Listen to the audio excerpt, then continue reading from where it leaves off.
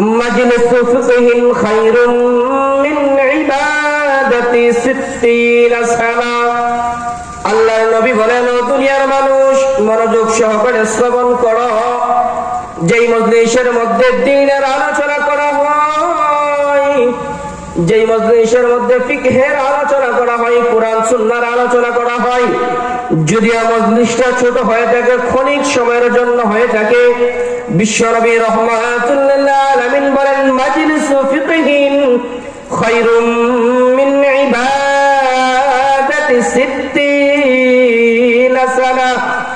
বিশ্বনবী রাহমাতুল লিল আলামিন বলেন, খানায়ে কাবার সামনে, হজ্জে আসওয়াদকে সামনে রেখে লাইলাতুল কদরের রাত্রিতে একদিন নয়, 2 দিন নয়, 60 বছর নফল নামাজ পড়লে যেই সওয়াব হয়, একটু সময়ের জন্য যদি ফিকহের আলোচনা করা হয়, একটু সময় যেই মজলিসের মধ্যে দ্বীনের আলোচনা করা হয়, ওই মজলিসে যদি আমি আর আপনি বসি, দ্বীনের আলোচনা করি এবং দ্বীনের আলোচনাগুলি শুনি, বিশ্বনবী রাহমাতে আলম বলেন, 60 বছর নফল ইবাদত করার সম পরিমাণ সওয়াব তার আমলনামায় দেওয়া হয়। সুবহানাল্লাহ। যে মানুষ এবং জিন, এই দুইটা জাতিকে আল্লাহ দুনিয়াতে পাঠাইছে শুধু ইবাদতের জন্য। কিসের জন্য ভাই? শুধু ইবাদতের জন্য। অন্য কোন মাকসাদে রব আমাদেরকে সৃষ্টি করে নাই। এই আয়াতের অর্থটা তখনই আমার আর আপনার বুঝে আসবে যখন আমি যে হাদিস পাঠ করেছি, হাদিসের আলোচনাটা যদি একটু বুঝি। বিশ্বনবী রাহমাতুল লিল আলামিন হাদিসে ঘোষণা করেন, বাখা খামসুম মা আসকালাহুন্না ফিল মিজান ওয়া সুবহানাল্লাহ আলহামদুলিল্লাহ লা ইলাহা ইল্লাল্লাহ আল্লাহু আকবার। আল ওয়ালাদুস সালিহু ইউতাওয়াফা লিল মারইল মুসলিম ফায়াহতাসিব। আল্লাহ রাব্বুল আলামিনের নবী, আমার আপনার নবী, সাইয়্যিদুল মুরসালিন, খাতামুন নবিয়্যিন, নবী মুহাম্মদুর রাসূলুল্লাহ সাল্লাল্লাহু আলাইহি ওয়াসাল্লাম বলেন, বাখা খামসুম মা আসকালাহুন্না ফিল মিজান ওয়া সুবহানাল্লাহ। বিশ্বনবী রাহমাতুল লিল আলামিন বলেন, বাহ বাহ, কতই না চমৎকার। যে মানুষ জমিনের মধ্যে বসে 5টা কাজ করে, বিশ্বনবী রাহমাতুল লিল আলামিন বলেন, যখন হাসরের ময়দান কায়েম হয়ে যাবে, মিজান কায়েম হয়ে যাবে, তখন দেখা যাবে যে মানুষ জমিনের মধ্যে বসে 5টা কাজ করছে, তার মিজানের পাল্লাটা ভারী হয়ে আছে। সুবহানাল্লাহ। 5 কাজের প্রথম কাজ হলো আল্লাহ রাব্বুল আলামিনের নবী, আমার আপনার নবী, সাইয়্যিদুল মুরসালিন, খাতামুন নবিয়্যিন, নবী মুহাম্মদুর রাসূলুল্লাহ সাল্লাল্লাহু আলাইহি ওয়াসাল্লাম বলেন, বাখা খামসুম মা আসকালাহুন্না ফিল মিজান ওয়া সুবহানাল্লাহ। নবীজি বলেন, জমিনের মধ্যে মানুষ যখন বসে বসে রবের প্রশংসা করে, রবের পবিত্রতা ঘোষণা করে, জমিনের মধ্যে বসে যদি কোনো মানুষ বারবার এই কথা বলে যে সুবহানাল্লাহ সুবহানাল্লাহ, আল্লাহ রাব্বুল আলামিন আসমানের ফেরেশতাদেরকে ডাইকা বলেন, ও আসমানের ফেরেশতা, তোমরা সাক্ষী থাকো, দুনিয়ার মানুষ আমি রব কখনো দেখে নাই, আমি রব পবিত্র তাও তারা দেখে নাই কোনদিন, আমি মহান রবকে তারা না দেখে তারা আমি মহান রব পবিত্র তারা ঘোষণা করতেছে, জমিনের মধ্যে বসে বসে আমি নাকি পবিত্র এই গুণগান গাইতেছে, তারা জমিনের মধ্যে বসে বসে এই কথা বলতেছে সুবহানাল্লাহ। জমিনের মধ্যে কোন মানুষকে পবিত্র এই কথা তারা বলে নাই, কোন এমপি মন্ত্রী চেয়ারম্যানকে পবিত্রতা তারা ঘোষণা করে নাই, আমি মহান রব আহকামুল হাকিমিনকে তারা এই কথা বলতেছে সুবহানাল্লাহ। আসমানের ফেরেশতা, তোমরা সাক্ষী থাকো, যে মানুষটা জমিনের মধ্যে বসে বসে এই কথা বলতেছে, আমি মহান রব পবিত্রতা ঘোষণা করতেছে, আসমানের ফেরেশতা তোমরা সাক্ষী থাকো, আমি আসমানের মালিক আল্লাহ, আমার ওই বান্দাদেরকে পবিত্র বানিয়ে দিলাম। সুবহানাল্লাহ। দ্বিতীয় কথার মধ্যে বিশ্বনবী রহমতে আলম বলেন, জমিনের মধ্যে যে মানুষটা বসে বসে এই কথা বলে সুবহানাল্লাহ, মহান রবকে পবিত্রতা ঘোষণা করে, বিশ্বনবী রহমাতুল্লিল আলামিন বলেন, জমিন এবং আসমানের মধ্যবর্তী যত খালি জায়গা, ফাঁকা জায়গা আছে, মহান রবকে পবিত্রতা ঘোষণা করার কারণে, মহান রব যে পবিত্র এই কথা বারবার বলার কারণে আল্লাহ রাব্বুল আলামিন তার আমলনামায় জমিন এবং আসমানের মধ্যবর্তী যত খালি জায়গা আছে, খালি জায়গা সমপরিমাণ নেকি তার আমলনামায় দিয়ে দেওয়া হয়। সুবহানাল্লাহ। বিশ্বনবী রহমাতুল্লিল আলামিন বলেন, 5 কাজের 2 নম্বর কাজ হলো, বান্দা তুমি যখনই সময় পাইবা পড়তে থাকবা আলহামদুলিল্লাহ। আলহামদুলিল্লাহর ব্যাপারে বিশ্বনবী রহমতে আলম বলেন, জমিনের মধ্যে যেই মানুষটা বসে বসে মহান রবের প্রশংসা করে আলহামদুলিল্লাহ এই কথাটুকু বারবার বলে, মহান রব বলেন, জমিনের মধ্যে যে মানুষটা বসে বসে আমার প্রশংসা করে আলহামদুলিল্লাহ বারবার বলে, নবীজি আপনি তাদেরকে জানিয়ে দেন। বিশ্বনবী রহমাতুল্লিল আলামিন সাহাবীদেরকে বলে, ও আমার সাহাবীরা, তোমরা মনোযোগ সহকারে শ্রবণ করো, জমিনের মধ্যে বসে বসে যেই বান্দাগুলা, যে উম্মতগুলা মহান রবের প্রশংসার ক্ষেত্রে বারবার এই কথা বলে, মহান রবের শুকর আদায়ের ক্ষেত্রে বারবার এই কথাটুকু বলে আলহামদুলিল্লাহ, যে মানুষটা জমিনের মধ্যে বসে বসে বেশি বেশি আলহামদুলিল্লাহ পরে আপনি তাদের ব্যাপারে সুসংবাদ জানিয়ে দেন। সুবহানাল্লাহ। সুসংবাদ কি? নবীজি বলেন, আমার সাহাবীরা রে, মনোযোগ সহকারে শ্রবণ করো, মনোযোগ সহকারে শোনো।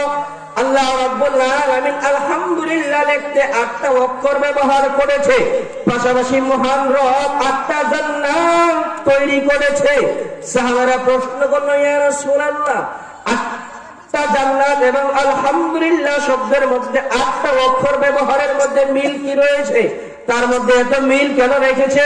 বিশ্বনবী রহমাতুল্লিল আলামিন বলেন, ও আমার সাহাবীরা রে, জমিনের মধ্যে যে মানুষটা বসে বসে এই কথা বলে আলহামদুলিল্লাহ, যে মানুষটা জমিনের মধ্যে বসে বসে বেশি বেশি এই কথা বলে আলহামদুলিল্লাহ, তাদের ব্যাপারে বিশ্বনবী রহমতে আলম বলেন, যখন হাসরের ময়দান কায়েম হয়ে যাবে, জান্নাত জাহান্নাম যখন তৈরি হয়ে যাবে, কোন কোন মানুষদেরকে জাহান্নাম তাদেরকে ডাকতে থাকবে।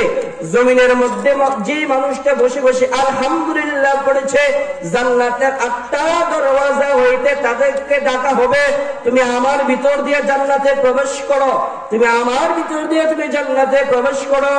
আল্লাহ রাব্বুল আলামিন বলেন, আলহামদুলিল্লাহর ভিতরে এত নিয়ামতের এত প্রশংসা রেখেছি আমি। আল্লাহ রাব্বুল আলামিন এক আয়াতে বলেন, ওয়ালাউ আন্নামা ফিল আরদি মিন শাজারাতিন আকলাম ওয়াল বাহরু ইয়ামুদ্দুহু মিন বা'দিহি সাবাতু আবহুরিম মা নাফিদাত কালিমাতুল্লাহ।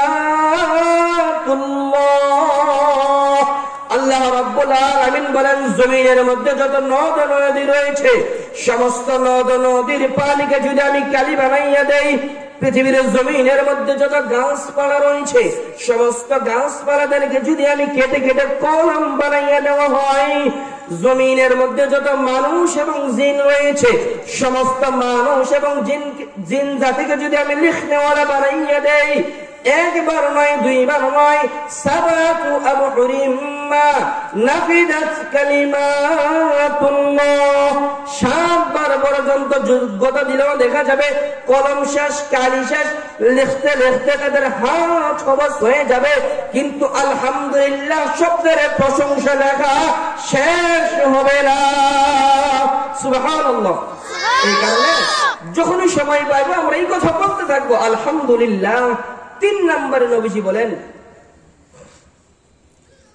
ও দুনিয়ার মানুষ, তোমরা যখনই সময় পাইবা পড়তে থাকবা লা ইলাহা ইল্লাল্লাহ, এটা যে কত বড় দামি শব্দ। এই শব্দটা হযরত আদম আলাইহিস সালাম থেকে আমাদের নবী পর্যন্ত প্রত্যেকটা নবীগণের এই কালিমা ছিল যে লা ইলাহা ইল্লাল্লাহ, আল্লাহ ছাড়া কোনো মাবুদ নেই, আল্লাহ ছাড়া কোনো মাবুদ নাই। এই শব্দটা এত দামি একটা শব্দ।